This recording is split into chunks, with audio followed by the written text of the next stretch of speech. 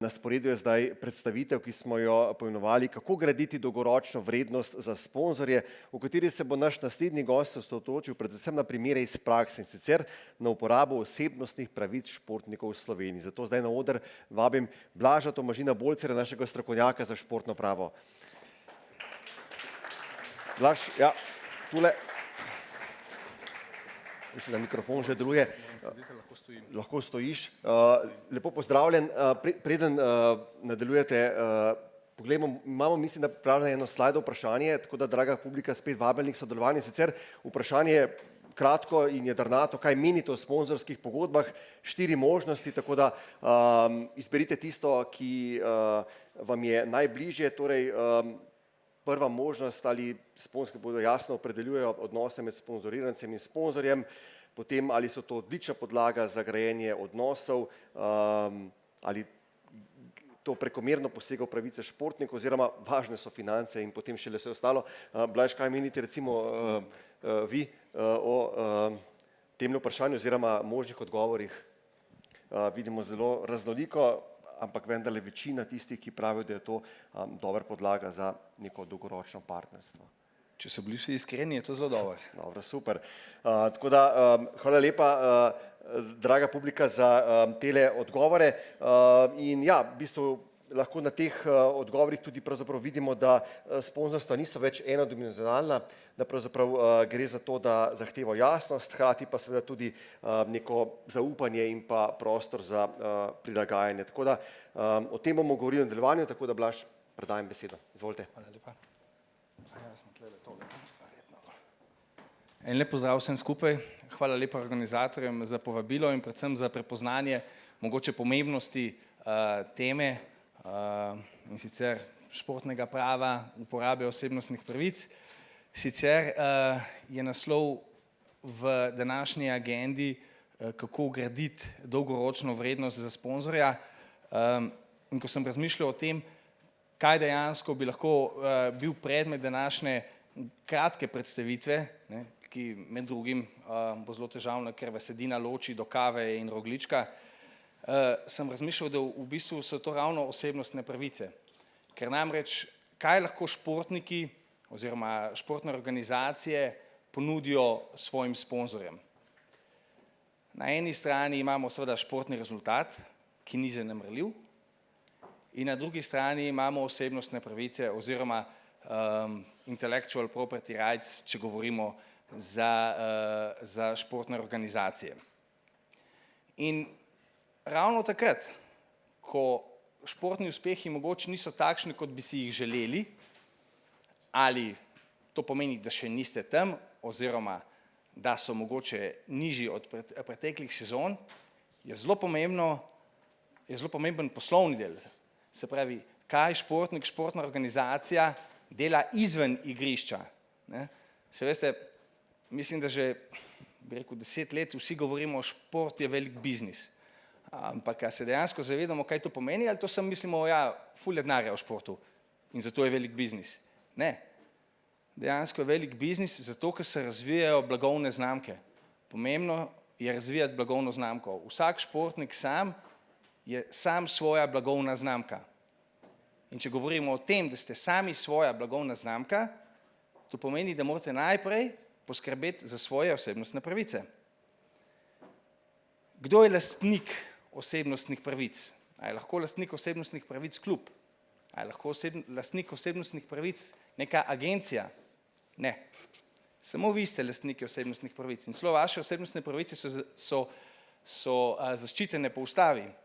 Lahko pa na klub oziroma tretjo osebo, bom rekel agenta, bodi si, da je to komercialen agent ali pa športni agent, prenesete pravico do trženja osebnostnih pravic. Se pravi, mu podelite, ok, vi lahko tržite mene, po domače povedano. Pri tem morate biti zelo pozorni, seveda, ker na nek način dajete svojo kariero, tisti del kariere, na katero nimate toliko vpliva. Zaradi tega, ker vi ne hodite okoli, dobro, na začetku mogoče še iščete sponzorje, ampak vi niste tisti, ki boste hodili okoli, vi boste svoje pokazali na igrišču. Zato ta kratek uvod o pravilni uporabi osebnostnih pravic športnikov v Sloveniji. A to dela? Ja, ok. Torej, že dosti časa mislim, da bi moralo biti znano, kaj so temeljni postulati, kako se uporabljajo osebnostne pravice športnikov na način, da se ne krši pravic športnikov. Namreč, najmanj 3 športnike morajo biti uporabljeni v neki komercialni akciji, oblečeni v uradna oblačila kluba reprezentance, vidno izpostavljen logotip športne organizacije in tudi princip rotacije. Kaj pomeni princip rotacije? To pomeni, da nek klub, če tudi uporablja, ali pa športna organizacija, če tudi uporablja 3 športnike, ne more teh 3 športnikov uporabljati skozi dolgo časovno obdobje, istih športnikov. Da boste pa boljše razumeli ta pravila, če jih postavimo na zelo, bom rekel, na skupni imenovalec, je pomembno kaj? Pomembno je, da ko povprečen potrošnik gleda komercialno akcijo, karkoli, tržansko kampanjo, da ne dobi občutka, da je sponzor kluba vaš sponzor, torej sponzor športnika. In to je bistveno. Če bi lahko skozi tržansko komunikacijo povprečen potrošnik dobi občutek, da je sponzor kluba vaš sponzor, to pomeni kršitev vaših osebnostnih pravic. Kje je to pomembno? V enih športih bistveno bolj kot v drugih. Recimo, bomo videli skozi primere, ampak v individualnih športih si lahko, ne vem, mogoče športnik zagotovi sponzorstvo avtomobilista, svojega avtomobilista. Če se napačno uporabljajo njegove osebnostne pravice skozi pravice športnika zveze, pomeni, da tak športnik ne bo nikoli zanimiv na trgu, da bi pridobil lastno osebno sponzorstvo z avtomobilistom, recimo. Mislim, da tukaj je idealen primer, kako se uporabljajo oziroma kako se ne uporabljajo osebnostne pravice v kampanjah. Kot lahko vidite zgoraj, in to je kampanja izpred, mislim, da 12 let ali pa še več, mogoče 15, ki je išla skoraj da istočasno. Na zgornji sliki imate Citroenovo kampanjo z Arsenalom. Imate 3 športnike, ok, vsi so oblečeni v oblačila kluba, ok, dobro, na sami grafiki ni zdaj logotipa Arsenala, ker so izkoristili priložnost, da so to naredili nekje, kjer je logotip Arsenala lepo jasno viden pred trening centrom. Kljukca. Istočasno imamo kampanjo Citroen, Smučarska zveza Slovenije. No, ko gledate spodnjo kampanjo, čigav sponzor je Citroen, težko pridete do drugačnega zaključka, kot da je sponzor Boštjana Klineta. Prvič je samo Boštjan na sliki.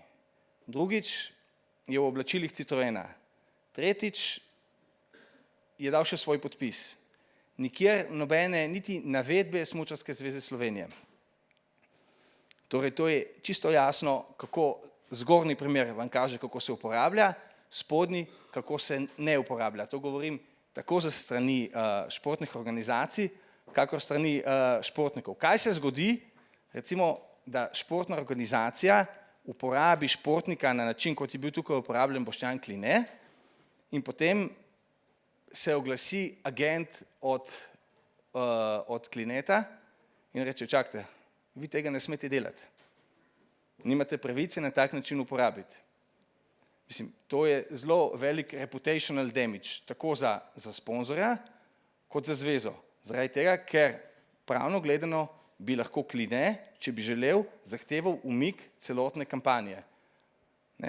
Eno je, da je to reputational damage na trgu, drugo je, da je to povezano z zelo visokimi stroški. Si predstavljate, kampanje niso poceni. Tukaj imamo recimo primer Ilke Štuhec in Holmenkolla. Zelo majhna zadeva, nič zelo bistvenega. Holmenkoll je bila maža za smuče, ki jo je Ilka uporabljala. Ilka je uporabljala zakaj? Zato, ker je bila to maža za smuče, s katero je takrat sodeloval Štöckli. In Holmenkoll je uporabil Ilko na način za promocijo, kot da je Ilka ambasadorka Holmenkolla. Ni. Ona samo uporablja torej, to mažo. Zakaj se jo prikaže? Lahko bi nekdo rekel, pa se je vseeno, vse ni problema, si dejansko si maže s Holmenkollom svoje smuče. Ja, ampak če pa veste, da recimo maže za smuče tudi plačujejo športnikom, da jih oglašujejo, je pa potem to čisto neka druga zadeva. Ne? In podobno se je iz te zgodbe razvila, jaz ne vem, še nadaljna, ko se je na Holmenkollu pridružila še trgovina Tesna šport. Spet, ne govorimo o milijonih, da se razumemo, govorimo o principu. Torej, Tesna šport je vzela podobo Ilke za promocijo svoje lastne trgovine, s tem, da Ilka s Tesno šport nima nič in nikoli ni imela.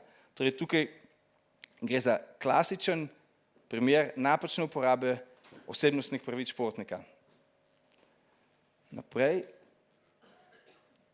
imamo spet primer Lindsey Vonn, Ilka Štuhec. Lindsey Vonn, veste, da ima sponzorja Under Armour že dolga leta. No, in naredi post, kakršen je na vaši levi. Sloski naredi post, ki je na vaši desni. A je bistvena razlika, če je potegan Under Armour? Spet ustvarja občutek, da je Under Armour sponzor od Ilke, čeprav ni. In tukaj si pa lahko predstavljate, da gre za bistveno višja sredstva, gre pa še za nekaj drugega. Ne gre za to, ali Under Armour plačuje Ilki. Gre za to, kar sem prej rekel, Ilka ne more dobiti recimo sponzorja za svoj free time. In je v tem delu spet prikrajšana za sredstva. Namreč spet govorimo, jasno vam je vsem, ki sedite tukaj, da kariera športnika je, kaj, 10 let, 15 let? V tem času si morate, tako kot je Cene na začetku rekel, zgraditi pač, kolikor si lahko zgradite, da boste lahko štartali v drugo kariero. In to je zelo pomembno. Tukaj imamo recimo primer Sare Isakovič. Gre za primer, mislim, da je bilo leto 2009. Sara je takrat prišla iz Pekinga kot srebrna olimpika in je v tistem času posnela, mislim, da celo Zavarovalnico Triglav, se o tem tudi malo pisalo, je posnela trženjsko kampanjo. Kar vse super. Ampak, in to je celo posnela na priporočilo, torej ob sodelovanju agencije, ki je takrat zastopala Saro. Torej, agencija je dobila sponzora, so se posneli materiali in takrat so bili tudi neki dogodki, na katere je vabila agencija v imenu Sare Isakovič. Kaj je zelo pomembno? Sara je takrat študirala v NCAA-ju. Pravila NCAA so zelo jasna, vi ne morete imeti sponzorstv. Ne morete imeti sponzorstv in ne morete imeti agencije. Če bi slučajno takrat NCAA izvedel, torej, da je Sara udeležena v commercial activities, da ima osebne sponzorje in da ima agencijo, bi izgubila eligibility, torej ne bi bila več, zdaj sem pa izgubil, ne bi bila več upravičena do študija. Mogla bi vrniti štipendijo in prekiniti bi mogla študij. Torej, kako zelo je pomembno tudi poznati vsa pravila organizacij, v katerih športniki tekmujete, tudi za sponzorje in predvsem za agente. Če pogledamo ta primer, je jasno, da Triglav tega ni mogel vedeti. To je bila dolžnost agenta in mogoče Sare, da bi vedela, da tega ne smejo delati. Ampak riziko, v kakršnega so vstopili, v kakršnega je vstopila Sara, je bil ogromen tukaj. Potem imamo recimo primer napačne uporabe osebnostnih pravic Goran Dragić. Goran je v času, ko je bila narejena ta kampanja, bil sponzoriranec Adidasa. Sponzor zveze je bil pa Nike. in so ga poslikali v supergah Nike. Ne? Kampanja je že šla ven. Si predstavljate? In kaj se je potem naredilo? Potem se je naredilo to, da so na vseh materialih njegove superge prekrili, se pravi samo prekrili znak od Nike. A je to v redu? Seveda ni. Ne? On ima Adidas, ne no name. Ne more se on slikati v drugih supergah. In tudi sicer, če boste kdaj videli in opazili, da kdorkoli spreminja podobo, bodi si dresa, bodi si česarkoli, to je nedovoljeno. Ne? Ponavadi se je pred leti, iz tega je sicer zdaj bistveno manj, dogajalo, da je sponzor, ne vem, reprezentance, pobrisal ostale sponzorje gor, da je bil samo njegov logo, da se je bolj videlo, da smo mi sponzor. Tega se ne sme delati, seveda. Ne? To je uraden dres od reprezentance. Enako je tukaj bil napačna uporaba podobe Gorana za Spotify platformo, češ izpade, kot da je Goran za tem, da promovira to.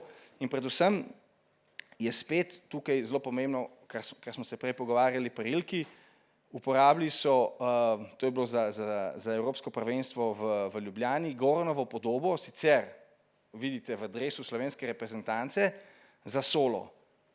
Ampak uporabljen ni bil sam, ni bila uporabljena reprezentanca in Union ni imel pravice tega uporabiti.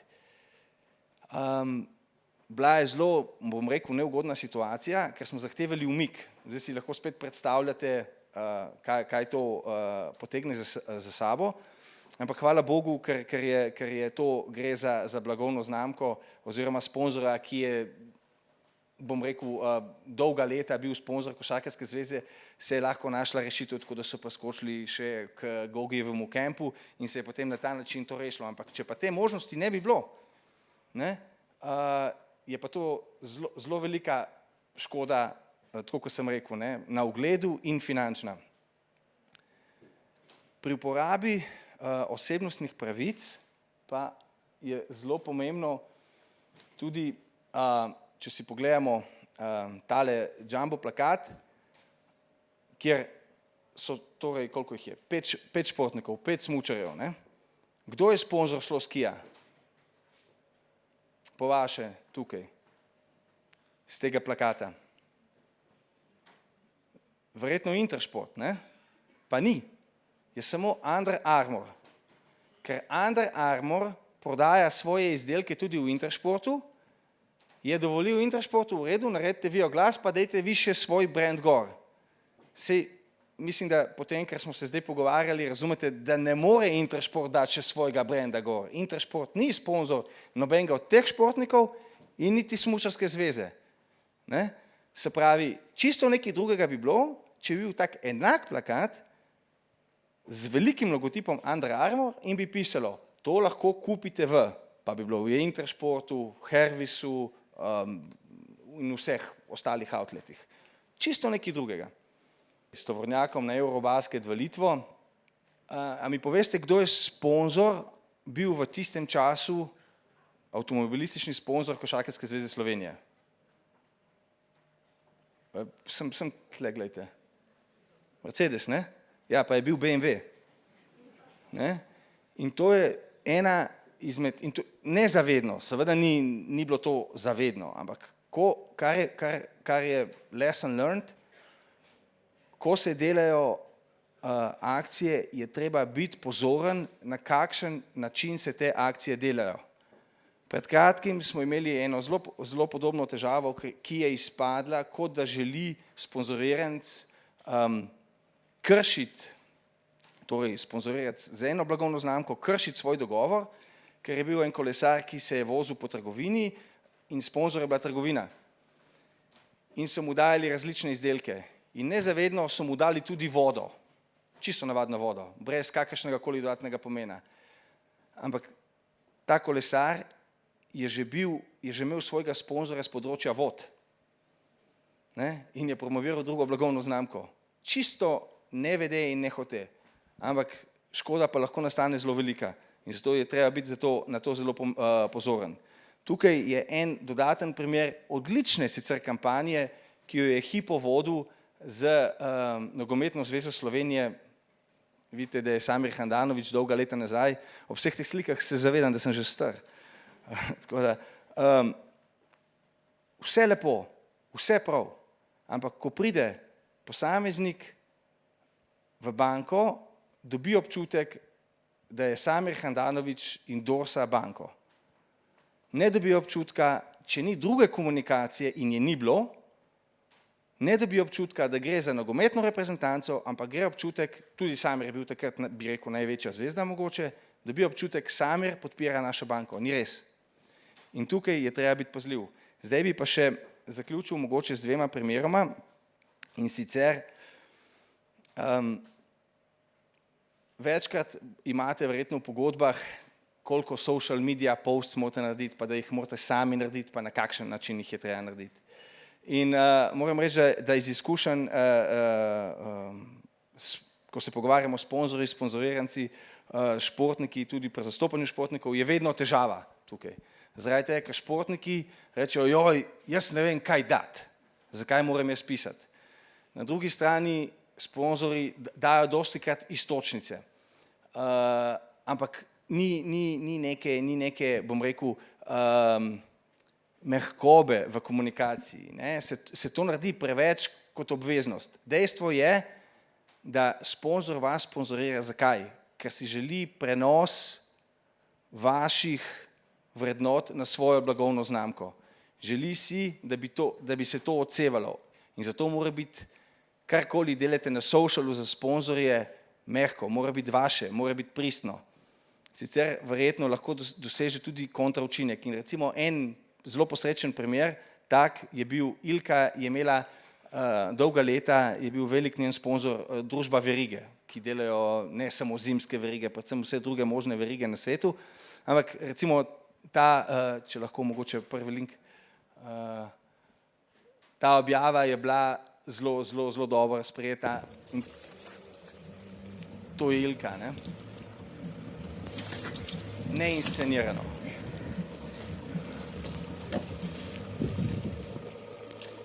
Verjetno boljše interakcije biti ne more. To ni bilo zdaj, ok, pejdi bomo naredili mi spot za verigo. Pa če lahko mogoče še od Siddharte, kako lahko potem kot primer dobre prakse se sledi nekim navodilom. In to so neodkrite resnice o nas. Kdo v bendu največ spi?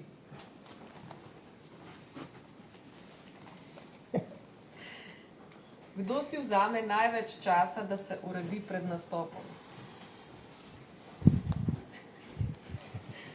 Zakaj pa? Ja, ne vem. Lak se suši.